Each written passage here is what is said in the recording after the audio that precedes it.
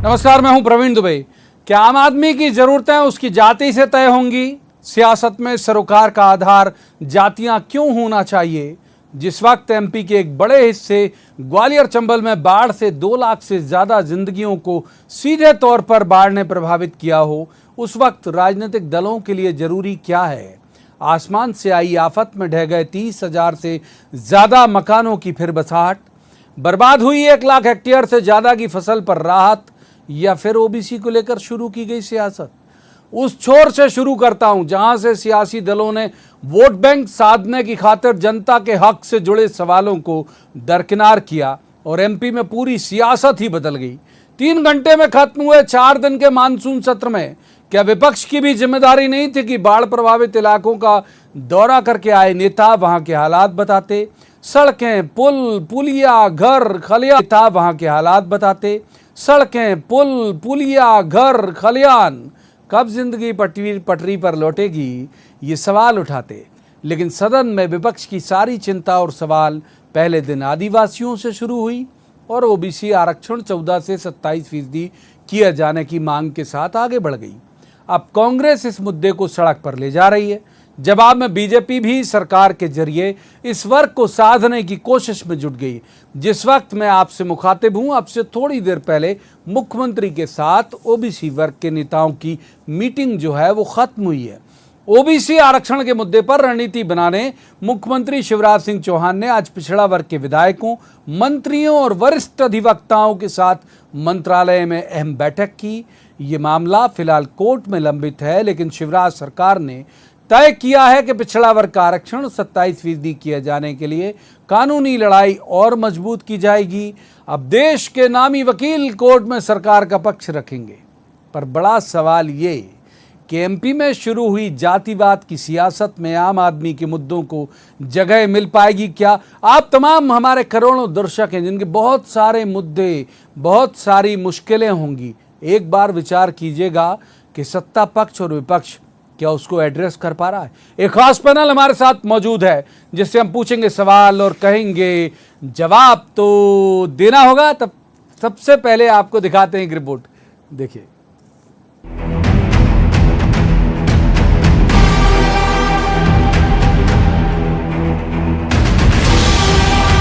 ये बाढ़ प्रभावित ग्वालियर चंबल का वो इलाका है जो सियासत का दंगल तो बना, लेकिन राजनीतिक दलों की चिंता नहीं बन पा रहा। नेता आए, बयान देकर लौट गए, लेकिन जब सही जगह इनके हक के सवाल उठाने का वक्त आया तो विपक्ष भी वोट की खातिर जाति की सियासत का रुख कर गया। आदिवासियों का अवकाश इनके हालात पर भारी पड़ गया। ओबीसी आरक्षण 14 से 27% किए जाने की मांग पर अड़े विपक्ष को क्यों कीचड़ में तब्दील हुई सागर की ये सड़कें दिखाई नहीं दी? एमपी की स्मार्ट सिटी की सड़कों के ये हाल, आम आदमी से जुड़े सवाल कब बनेंगे?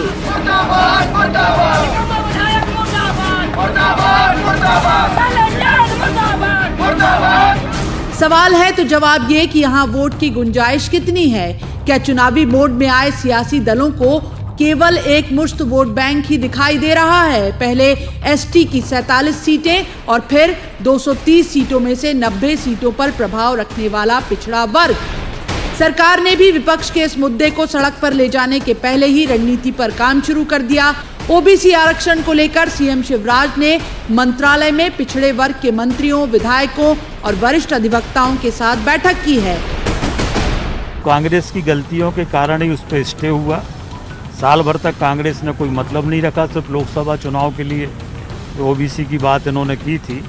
अब हम लोग इसको बहुत गंभीरता से ले रहे हैं और मध्य प्रदेश में 51% पॉपुलेशन पिछड़ा वर्ग की है और इसलिए हम लोग पूरा प्रयास कर रहे हैं कि पिछड़ा वर्ग को 27% आरक्षण मिले।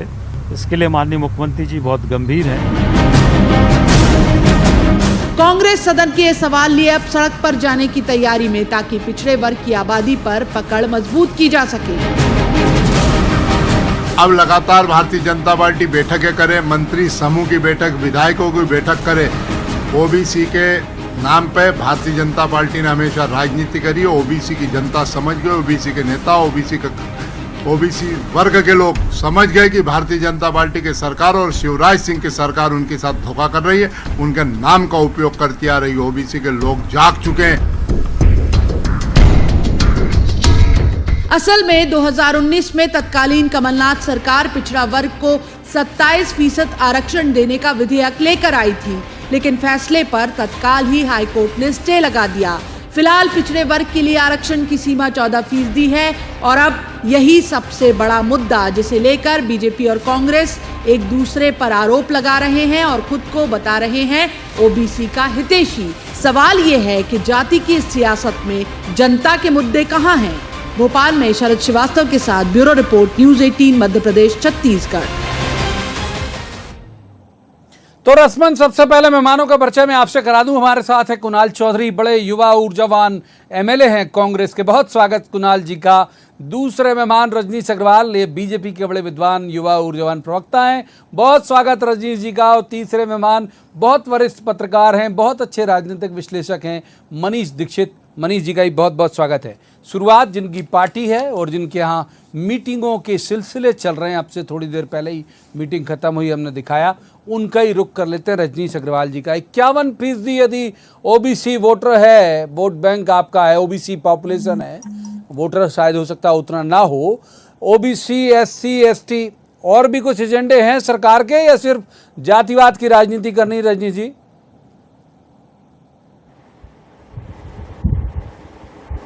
ओबीसी जातिवाद का मामला नहीं है। ओबीसी एक वर्ग है जिसमें कई सारी जातियां शामिल होती हैं जो पिछड़ी जातियां हैं। इसलिए ओबीसी कहना ये जातिवाद नहीं है, ये तो संवैधानिक शब्द है, संवैधानिक व्यवस्था है। और उस व्यवस्था के तहत भारतीय जनता पार्टी की सरकार ने काका कालेलकर से लेकर और अब तक लगातार कल्याण में काम किए हैं। और लगातार ये अतीत सिद्ध करता है कि भारतीय जनता पार्टी की सरकार ने न केवल संवैधानिक तौर पर बल्कि कामकाज की दृष्टि से, पार्टी में नेतृत्व की दृष्टि से, सरकार में हिस्सेदारी की दृष्टि से पिछड़ा वर्ग के लिए स्थान देने का काम किया है। चाहे केंद्र का मंत्रिमंडल हो, प्रदेश का मंत्रिमंडल हो, पार्टी में नेतृत्व का मामला हो। कांग्रेस में आपको गिने चुने नेता मिलेंगे, वो भी हाशिए पर। इनके पास में पिछड़ा वर्ग का ये नियत बताती है कि पिछड़ा वर्ग का नेतृत्व विकसित कांग्रेस नहीं कर पाई।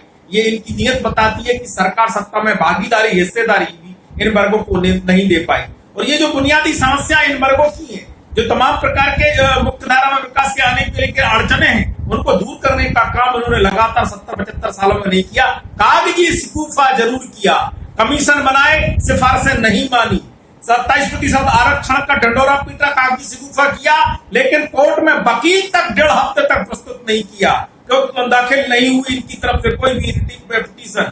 तो मुझे लगता है कि जिस प्रकार से ये काम करते हैं वो पिछड़ा वर्ग के युवा, पिछड़ा वर्ग के लोग भली भांति जानते हैं। और यही कारण है कि ये केवल बहुत वक्त दिया। पहले सवाल में ज्यादा वक्त देता हूं मैं पॉलिटिकल गेस्ट को कि जिसमें अधिकतम बातें आ जाए। कुणाल चौधरी का रुख कर लेते हैं। कुणाल जी, इनकी सरकार है, ये निर्णय लेने के लिए स्वतंत्र हैं, जो तय करना चाहें स्वतंत्र हैं, लेकिन मैं ये मान के चलता हूं कि 2 आईने हैं सरकार के को दिखाने के लिए। आपके पास बड़ा है, आप विपक्ष हो, और हमारे पास एक छोटा है मीडिया के पास। तो इतना बड़ा आईना भी आप उसी लाइन पे चल जाए अगर कि सदन में आप बात ही नहीं करो कोविड की, सदन में आप बात ही नहीं करो बाढ़ की, सदन में आप बात ही नहीं करो खराब सड़कें, बिजली की मुश्किलें, पानी की मुश्किलें, तो फिर हमको लगता है कि दोनों लोग अगर एक ही लाइन पे जाएंगे तो बाकी की जनता कहां जाएगी? साहब, आपका आईना क्यों फूट रहा है? कुणाल जी, देखिए, पहले तो असत्य बोलना छोड़िए, एक बीजेपी की भाषा बोलना छोड़िए। क्या सदन के आपने सवाल उठा के देखे? 139 में क्या चर्चा दी थी उसको उठा के आपने देखा? क्या महंगाई के मुद्दे के ऊपर सदन के अंदर नहीं करा हमने बात, ये आपने देखा? पेट्रोल डीजल के ऊपर बात नहीं करी, ये आपने नहीं देखा? क्या आपने ये नहीं देखा कि कल पहले दिन आदिवासी पे आपने हंगामा किया, दूसरे दिन ओबीसी पे किया, ये सबने देखा। क्यों नहीं? अरे 1 मिनट रुके, नहीं क्यों? पहले दिन महंगाई पे नहीं देखा, हंगामा आदिवासी पे हुआ कि नहीं हुआ? छुट्टी नहीं हुई?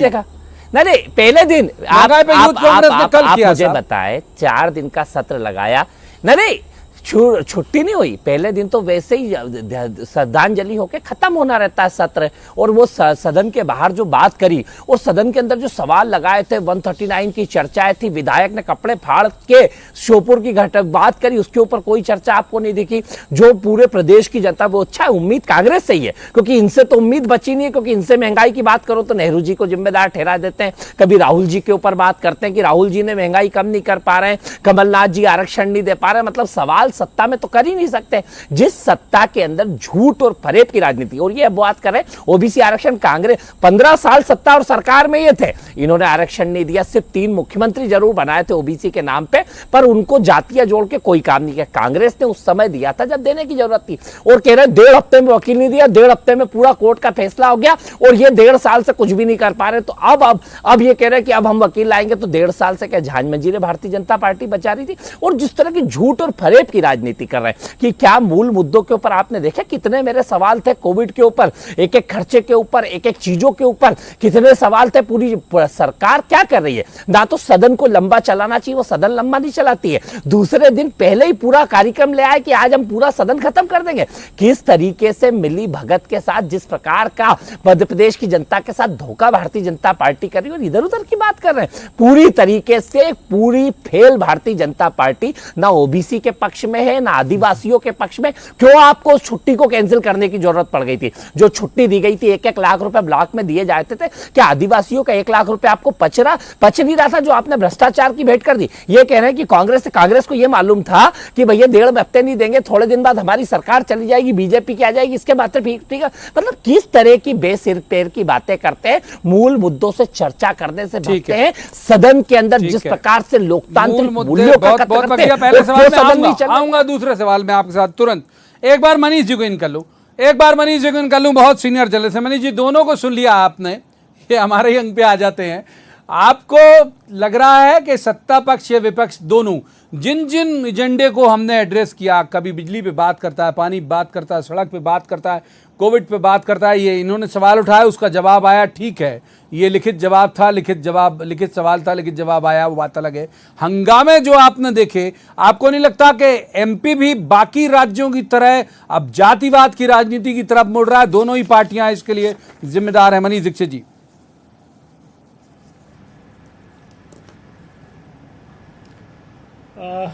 जिस तरह से अभी घटनाक्रम हुआ है प्रवीण जी पिछले कुछ दिनों में, उसको देख के लग रहा है कि अब मध्य प्रदेश भी हो सकता है आने वाले दिनों में। हमने राजस्थान से तस्वीर देखी गुर्जर आंदोलन की, हरियाणा में जाट आंदोलन देखा है, कर्नाटक में लिंगायत समूह का हुआ है, आपका महाराष्ट्र में मराठाओं को ओबीसी में शामिल करने के लिए बड़े बड़े आंदोलन हुए हैं। मुद्दा ये नहीं है प्रवीण भाई के जो ओबीसी का आरक्षण था वो 14% से 27% कर दिया। असल मुद्दा ये है कि आप उसको 27% नहीं, आप उसको 40% भी कर दो, मगर जो राइडर है सुप्रीम कोर्ट का, जब तक वहां पर सीलिंग नहीं हटेगी 50% जो कॉन्स्टिट्यूशन का उसमें सीलिंग लगी हुई है। कुछ राज्यों में एक्सेप्शन है, बट अभी उन राज्यों में हम यानी मध्य प्रदेश, बिहार, उत्तर प्रदेश ये शामिल नहीं है। तो आज तय हुआ ना, आपसे थोड़ी देर पहले सीएम साहब ने कहा ना, जिसको ब्रीफ किया भूपेंद्र सिंह जी ने, जो मंत्री हैं, कि बड़ा से बड़ा वकील करेंगे हम।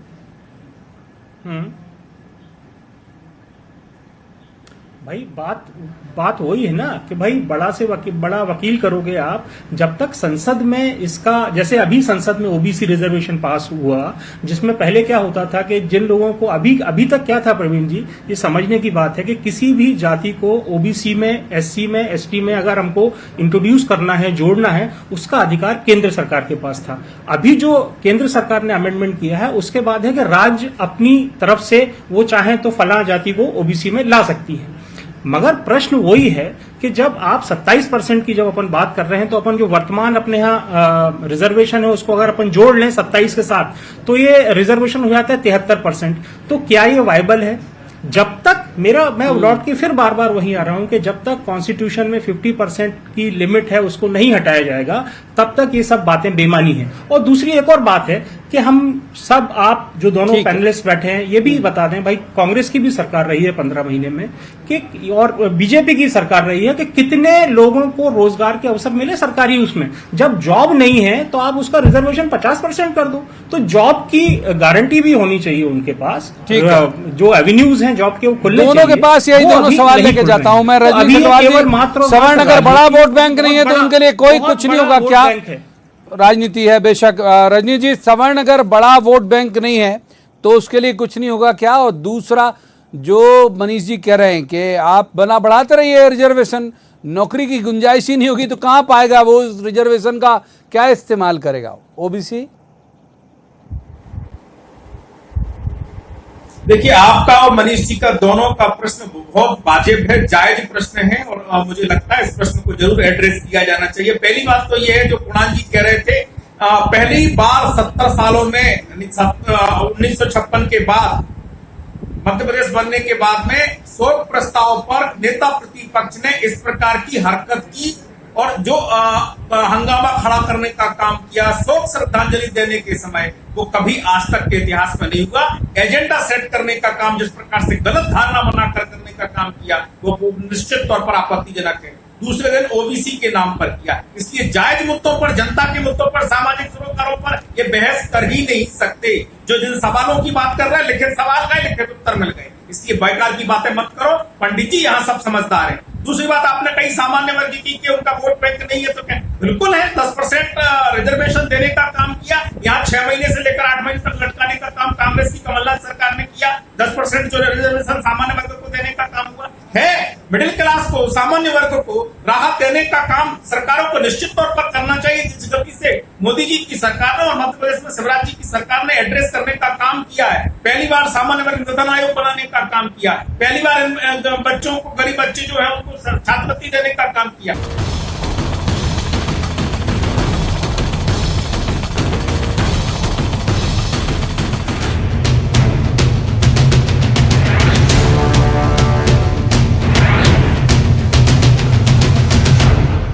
जुबान के लिए उड़ चला गैरों की ज़मीं पर, खुशबू अपने पन की ढूंढता और दूर कितना भेजा?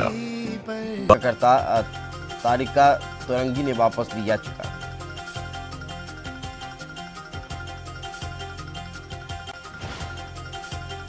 बलरामपुर के डोगीपानी गांव में संसदीय सचिव और विधायक चिंतामणि महाराज ने लगाई चौपाल, ग्रामीणों की सुनी समस्याएं, मौके पर अधिकारियों को दिए निर्देश। अभनपुर के सुनेसिल्ली गांव के 58 ग्रामीण परिवारों ने हाईकोर्ट में ली शरण, गौठान के नाम पर 2 बार खड़ी फसल को मवेशियों ने कर दिया खराब। रायपुर में भारतीय जनता युवा मोर्चा का लॉलीपॉप प्रदर्शन, सरकार पर लोगों को धोखा देकर लॉलीपॉप थमाने का लगाया आरोप। कबरधा में आंगनबाड़ी कार्यकर्ताओं को फोन पर अश्लील बातें करने वाला सिरफिरा चढ़ा, पुलिस के खत्ते, अब तक 50 के करीब कार्यकर्ताओं को कर चुका है परेशान। राजनांदगांव मेडिकल कॉलेज अस्पताल की 4थी मंजिल से मरीज ने लगाई छलांग, घटनास्थल पर हुई मौत। धमतरी में 13 साल के नाबालिग ने लगाई फांसी, मौके से नहीं मिला कोई भी सुसाइड नोट।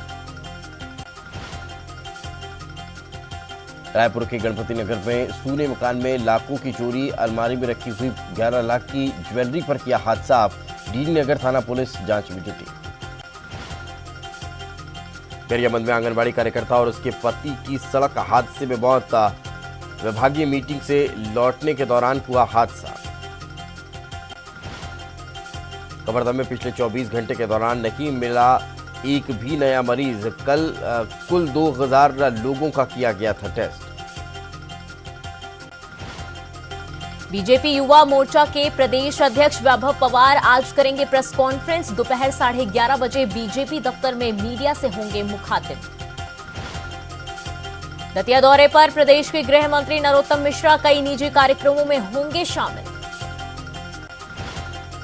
खरगोन के सेगांव में श्रावण महीने में घर घर श्रद्धालुओं कर रहे पार्थिव शिवलिंग की पूजा, कोरोना महामारी के कारण शिवालय जाने की जगह घर से कर रहे शिव की आराधना।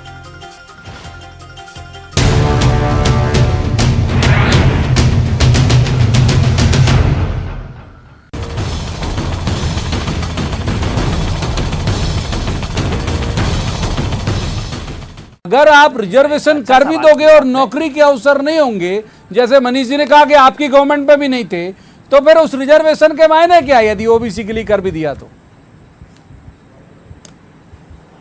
देखिए, किसने कहा रोजगार के अवसर नहीं थे?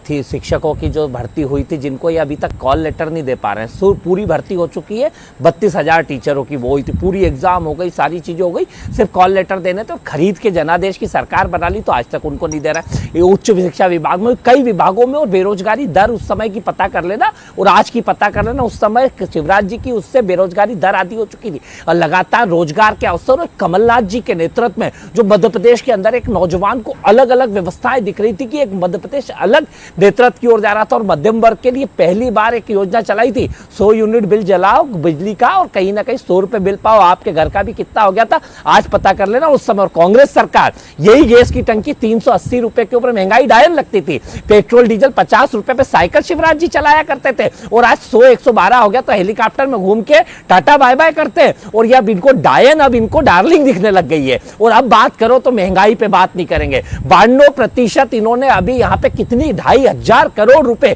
एक साल के अंदर, 2,500 सवर्णों पे बात कर लीजिए थोड़ा सा, पेट्रोल डीजल के ऊपर। सवर्ण भी दर्शक है भाई हमारे बहुत सारे, मैं सवर्णों पे भी बात कर लेता हूँ। मध्य प्रदेश की स्थिति समझिए, 13% सवर्ण है, उनको 10% आरक्षण मिला है, 10% आरक्षण 13% सवर्णों को दिया, 54% ओबीसी, उसको 14% था, उनको भी 27% करा। क्या ओबीसी का हक और अधिकार नहीं सवर्णों को भी दिया? रोजगार की व्यवस्था हो रही थी और सब व्यवस्थित व्यवस्थाएं चल रही थी। इनके पास ना तो नीति है ना नियत है। ये व्यापक घोटाले कर सकते हैं, ये डम्फर कांड कर सकते हैं। ठीक है, ना नीति है ना नियत, पर्याप्त वक्त आपको दिया, सप्लीमेंट्री का कर लिया। मनीष जी के पास जाऊंगा, रजनीश जी बहुत छोटा जवाब, फिर मनीष जी के पास जाऊंगा। मनीष जी बहुत छोटा, फिर रजनीश जी के पास जाऊंगा। ये दे सकते हैं, माफिया तंत्र इनके सरकार चला। रजनीश जी बहुत छोटा, हाँ हाँ बोलिए, बहुत छोटा। 13% सामान्य वर्ग को कहने वालों, शराब माफिया तंत्र को चलाते हो। अरे माफिया की सरकार चलाते हो, माफिया की सरकार चलाते हो, खांचों में मत बांटो, इसलिए मत बांटो। दूसरी बात ये है कि जिस प्रकार की घटिया राजनीति आप लोग करते हो, बताओ सबसे ज्यादा देश में डीजल महंगा राजस्थान में है कि नहीं? सबसे ज्यादा महंगा डीजल राजस्थान में है कि नहीं? नेहरू जी से बड़ी, नेहरू जी सबसे ज्यादा माफ कीजिए, दोनों को रोकूंगा। अमूमन हम चलन नहीं करते हैं ऑडियो डाउन करने का, लेकिन मनीष जी को इन करूंगा, लिहाजा मोहन दोनों से बहुत विनम्रता के साथ कहूंगा। मनीष जी, ये बानगी आपको दिख गई, स्टूडियो में भी आपने बहुत बेहतर तरीके से देखा। कुणाल खुद बड़े ऊर्जावान विधायक हैं, उनका अंदाज आपने देख लिया। रजनीश बड़े ऊर्जावान प्रवक्ता है, उनका अंदाज देख लिया। ये हमारे ट्रेंड सेटर हैं पॉलिटिक्स के 2023 और 2024 में। आपको लगता है कि यही एजेंडे पे जाएंगी दोनों पॉलिटिकल पार्टी? बाकी भोपाल, इंदौर, ग्वालियर, जबलपुर सड़कें 3 साल से खराब हैं, चलने लायक नहीं है कई इलाकों की, उन पर बात नहीं होगी दोनों पक्षों की तरफ से। और भी जो मुश्किलें हैं, और इन्होंने कहा शिक्षकों का, तो भाई संविदा भर्ती वाले लोग हैं, बहुत सारे लोग हैं जो रोज परेशान होते रहते हैं, ट्वीट करते रहते हैं। मनीष जी, इनकी मुश्किलें सुलझेंगी आपको लगता है, या यही एजेंडा हो जाएगा?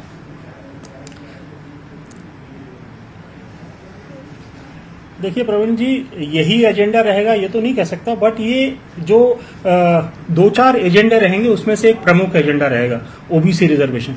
और अभी जो शिक्षकों की बात कुणाल भाई ने कही, तो ये शिक्षकों की भर्ती 2018 में हुई थी, उसके बाद सत्ता परिवर्तन हो गई, दूसरी सरकार आ गई, उन्होंने भी उनको जो उनको ऑफर लेटर या उनको ज्वाइनिंग लेटर मिलने थे वो उनको नहीं मिले, और अब फिर से सत्ता परिवर्तन हो गया, फिर अब बीजेपी आ गई है। तो वो जो 30-32 हजार लोग हैं जो चयनित हैं, वो आज भी अपने लिए कभी भी मंत्री या मुख्यमंत्री जाते हैं तो हर जगह वो आवेदन भी देते हैं, हर सब जगह वही हो रहा है। तो मेरा इसमें केवल यही है कि ये जो इस मुद्दे पर दोनों दल अपने आप को ओबीसी का बड़ा, जिसको बोलते हैं खैरख्वाह, उसमें करेंगे।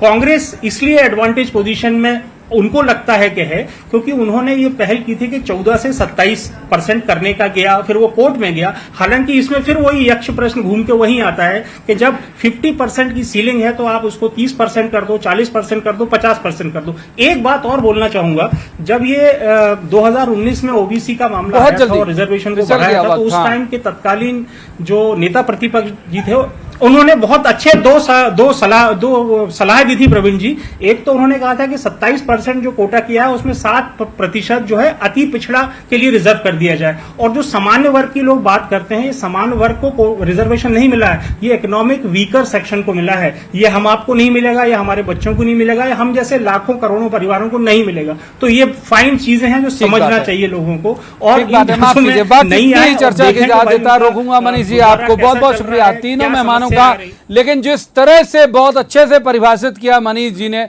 उस तरह से समझ लीजिए तमाम लोग और ख़ास तौर पर सामान्य वर्ग के लोग कि ये गवर्नमेंट जो है ये किस लाइन पे ले जा रही है, विपक्ष उसे किस लाइन पे ले जा रहा है। और जब विपक्ष आक्रामक होता है तो सरकार को लगता है तत्काल रक्षात्मक हो जाओ, तो रक्षात्मक हो गई। वही जो हमने बताया कि मीटिंगों के सिलसिले शुरू हो गए, ओबीसी रिजर्वेशन को लेकर बड़ा से बड़ा वकील किया जाए, पंचायत किया जाए, कांग्रेस भी करेगी, बीजेपी भी करेगी। अब ये एजेंडा कितना कारगर होगा और ये वोट बैंक जिसकी अभिलाषा है दोनों पॉलिटिकल पार्टी को, किसके लिए फलीभूत होगा, ये आने वाला वक्त बताएगा। बाकी आपकी जो मुश्किलें हैं वो तो चलती रहेंगी और कोशिश कीजिएगा कि कोई उसका आवाज़ उठाने वाला मिल जाए। आज की चर्चा में इतना ही। कल किसी खास मसले पर खास पैनल के साथ बैठेंगे और कहेंगे कि जवाब तो देना होगा। आप तब तक देखते रहिए न्यूज़ 18 मध्य प्रदेश छत्तीसगढ़।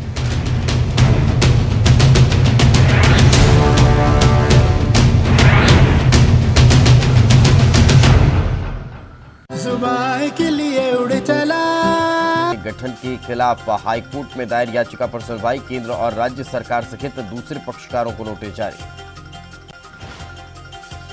रायगढ़ सांसद गोमती साय के खिलाफ पेश हाईकोर्ट में चुनाव याचिका वापस, नोटिफिकेशन के 14 दिन बाद भी कोई आपत्ति नहीं आने पर याचिकाकर्ता तारिका तुरंगी ने वापस ली याचिका।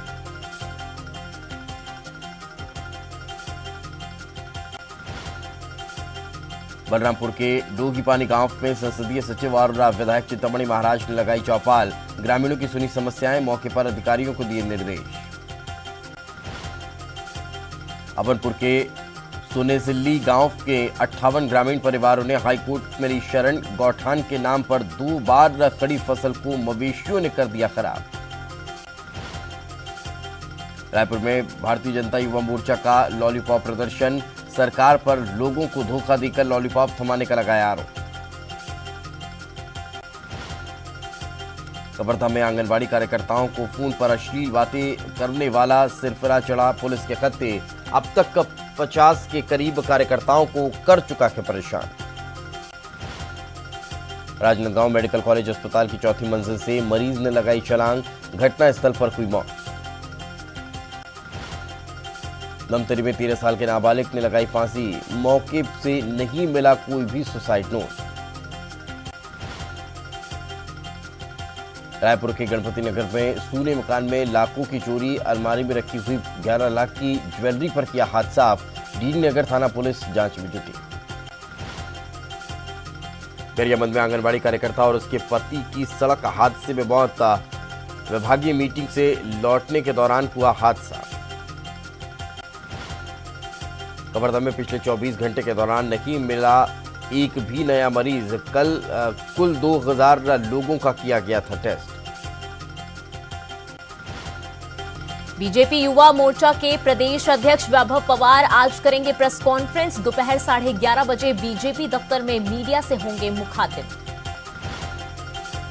दतिया दौरे पर प्रदेश के गृह मंत्री नरोत्तम मिश्रा कई निजी कार्यक्रमों में होंगे शामिल। खरगोन के सेगांव में श्रावण महीने में घर घर श्रद्धालुओं